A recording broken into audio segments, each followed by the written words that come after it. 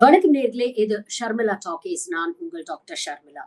Father Graham Stanes நிறைய பேர் மறந்திருக்க மாட்டீங்க. மறந்தவங்களுக்கு இல்ல அவரை பத்தி தெரியாதவங்களுக்கு ஒரு விஷயத்த நம்ம பதிவு பண்ணணும்.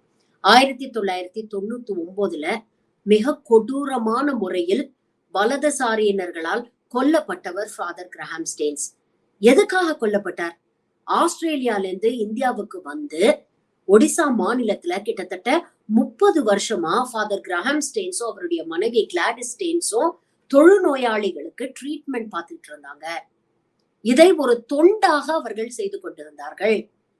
ஆனா அப்படிப்பட்டவர்களை கட்டாய மதமாற்றம் செய்ய முயற்சி பண்றாங்க அப்படின்னு சொல்லி பஜ்ரங் தள் அப்படிங்கிற ஒரு வலதுசாரி சிந்தனை கொண்ட ஒரு அமைப்பை சேர்ந்தவர்கள் 1999 வருடம் ஜனவரி 22ஆம் தேதி நைட்டு ரொம்ப குளிரா இருக்கு அப்படின்னு ஃபாதர் கிரஹாம் ஸ்டேன்ஸும் அவருடைய 2 மகன்கள், ஒருத்தருக்கு 11 வயசு ஆகுது, ஒரு குழந்தைக்கு 8 வயசு ஆகுது, இவங்க 3 பேரும் ஃபாதர் கிரஹாம் ஸ்டேன்ஸோடைய அந்த காருக்குள்ளேயே படுத்து உறங்கி கொண்டிருந்தார்கள். தூங்கிக்கிட்டு இருந்தவங்களை காருக்குள்ளேயே வச்சு பூட்டி கார் மேல பெட்ரோலை ஊத்தி இந்த கும்பல் எரிச்சிருக்கு. இதற்கு தலைமை தாங்கி இந்த செயலை நடத்தியவர் பேரு தாரா சிங், பஜ்ரங் தல்லை சேர்ந்தவர். ஃபாதர் கிரஹாம் ஸ்டேன்ஸும் அவருடைய பிள்ளைகளும் எவ்வளவோ வெளியில வர முயற்சி பண்ணாங்க. எங்களை விட்டுருங்க அப்படின்னு சொல்லி கத்தி கதர்னாங்க. ஆனா அவங்கள வெளியில வர முடியாம தடுத்து அவங்க எரிஞ்ச சாம்பல் ஆறத வேடிக்கை பார்த்தது இந்த கொடூரம் பிடிச்ச கூட்டம். அதுக்கப்புறம் சிபிஐ விசாரணை நடந்து சம்பந்தப்பட்ட இந்த முக்கிய குற்றவாளியான தாரா சிங்குக்கும் மேலும் ஒரு குற்றவாளிக்கும் செஷன்ஸ் கோர்ட் மரண தண்டனை விதிக்கிறது. 2003ல மரண தண்டனை கொடுத்து அத 2005ல ஒடிசா ஹைகோர்ட் லைஃப் இம்ப்ரிசன்மெண்டா மாத்தி ஆயுள் தண்டனையாக மாற்றுகிறது. அதுக்கப்புறம் பாத்தீங்கன்னா கிட்டத்தட்ட 24 வருஷம் 6 மாசமா இந்த தாரா சிங் வந்து ஜெயில இருக்கிறாரு. இப்போ நடந்து முடிந்த நாடாளுமன்ற தேர்தல்ல ஒடிசா மாநிலத்துல பாஜக ஆட்சி அமைக்கிறது.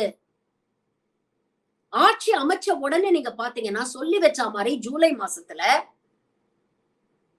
எனக்கு ரெமிஷன் கொடுங்க, நான் கிட்டத்தட்ட 25 வருஷம் ஜெயில கழிச்சுட்டேன், என்ன விடுதலை பண்ணுங்க அப்படின்னு ஒரு பெட்டிஷனை சுப்ரீம் கோர்ட்ல இந்த தாரா சிங் ஃபைல் பண்றாரு.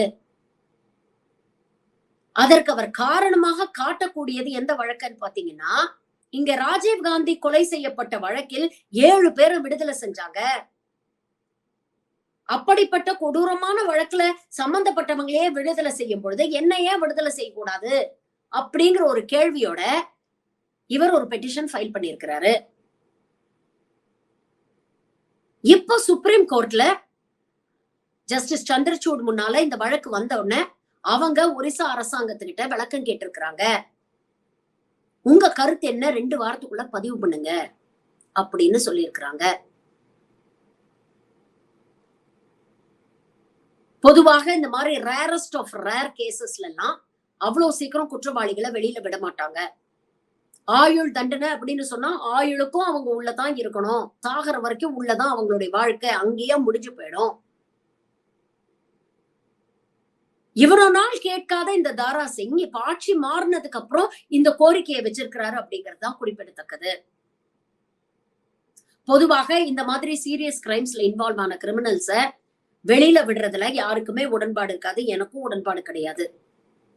ஆனா பாஜகவுடைய வரலாறை எடுத்து பாத்தீங்கன்னா இதே மாதிரிதான் 75வது சுதந்திர தினத்தன்னைக்கு பில்கிஸ் பானு வழக்குல குற்றம் சாட்டப்பட்ட 11 பேரை குஜராத் மாநில அரசு விடுதலை செய்தது. அதற்கு குஜராத் எம்எல்ஏ ஒரு சப்பக்கட்டு கட்டினாரு. இவங்கெல்லாம் சன்ஸ்காரிஸ், உயர் வகுப்பை சேர்ந்தவர்கள், இவங்கெல்லாம் இப்படி பண்ணிருக்க மாட்டாங்க, பொய் சொல்லி இவர்களை குற்றவாளியாக்கி உள்ள அனுப்பிட்டாங்க அப்படின்னு சொன்னாங்க. விடுதலை ஆகி வெளியில வந்த உடனே அவங்க வீட்டு சொந்தக்காரங்க பாஜகவை சேர்ந்தவர்கள் எல்லாம் மாலை போட்டு இவங்களை வரவேற்றாங்க. நாளைக்கு ஒருவேளை தாரா சிங் விடுவிக்கப்பட்டார்னா இதே மாதிரி மாலை போட்டு வரவேற்கக்கூடிய கலாச்சாரம் நடக்கும். அப்போ குற்றம் செய்யக்கூடிய குற்றவாளிகளுக்கு நாம என்ன மெசேஜ கடத்துறோம்?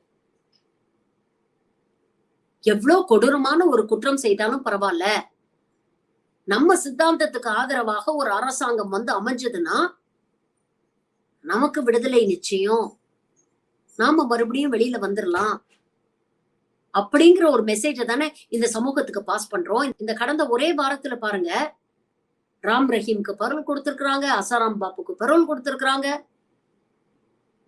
இப்போ தாரா சிங் விடுதலை செய்யுங்க அப்படின்னு கோரிக்கை வச்சிருக்கிறாரு.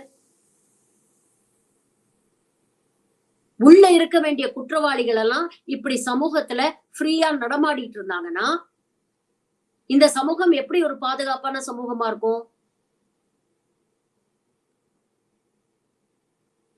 நீங்க என்ன நினைக்கிறீங்க? இது போன்ற குற்றவாளிகளை விடுதலை செய்யலாமா? திருந்தி வாழ்றதுக்கு ஒரு வாய்ப்பு கொடுக்கலாமா? இல்ல இவங்க செய்த இந்த கொலைகளுடைய கொடூரத்தை மனதில் கொண்டு இது போன்ற மிருகங்கள் சமூகத்துல நடமாடக்கூடாது, உள்ளேயே இருந்து சாவுங்கடா அப்படின்னு உள்ளேயே வைக்கலாமா? உங்க கருத்துக்களை பதிவு பண்ணுங்க.